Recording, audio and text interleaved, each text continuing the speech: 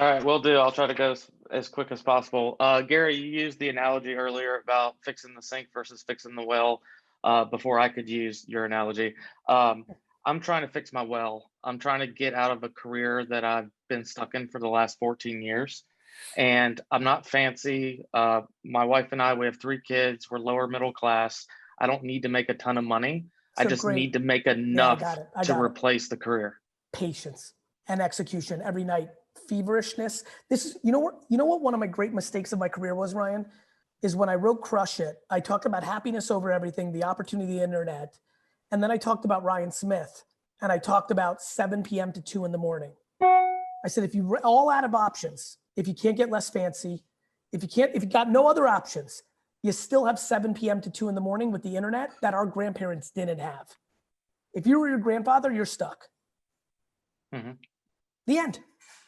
This unstuck us. Unfortunately for me, people manipulated what I was saying to me saying that everybody has to work at 2 o'clock in the morning and burn out, which sucks because I don't want to be associated with hustle porn.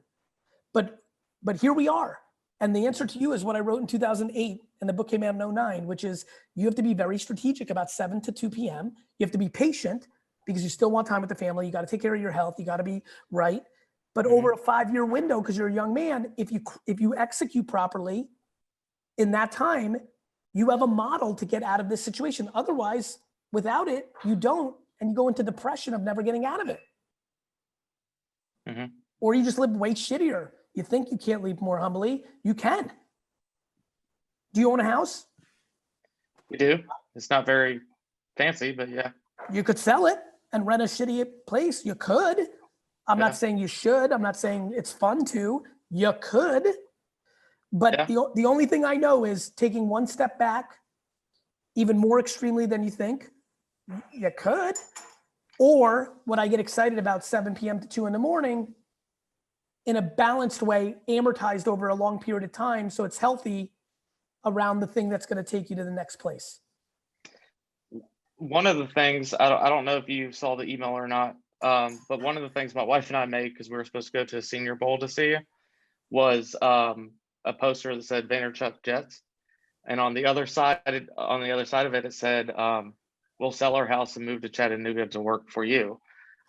So my wife's on board. Like, we're willing to downsize, and I don't know what do you do? I want to design and deliver amazing entertainment experiences to people through home theater and audio and video. Like that's my passion. That's what I've been doing for like 23 years. When you say design, you mean being like the interior decorator strategist of what somebody should do for their home theater?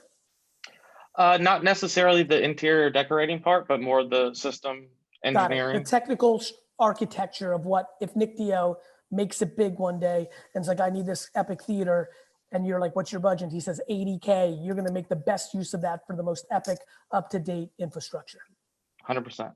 Esther, that bleeds into your world a little, huh? Yes, for sure. So that's what you want to do, right? Can I make a huge recommendation to you?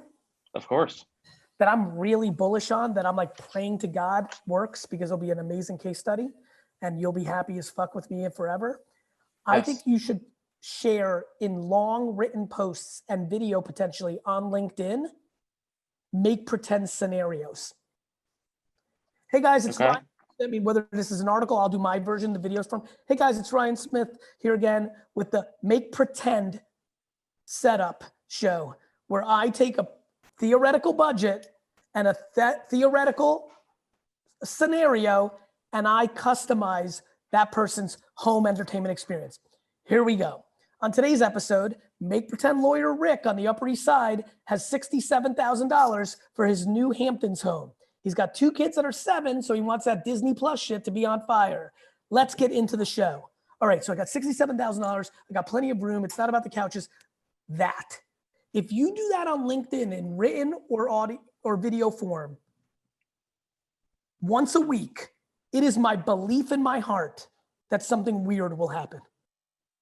And for everybody who's not following, something weird is a company's going to reach out to you and say, we want to hire you to do this, but you have to keep doing this show because we need more contemporary marketing and we think your face matters. or Okay. Bose sees it, or Esther sees it, or somebody sees it in the business and goes the other route and makes you an influencer for their business. I want you to, as a doctor writing a prescription, I want you to do what I just said once a week on LinkedIn. And after you do 10 of them, I want you to share the 10th one with me via email titled, here's my 10th one, CC Joe Q to make sure I don't miss it. And I will give it a little bit of awareness if I like what you've done in your first 10. We'll do. We'll do. Absolutely. Thank you. You're I'll be welcome. watching you anyway, Ryan. We're already connected on LinkedIn, so I'll make sure you're up on your 10 posts, and Gary, it'll be coming hot in your inbox when it does.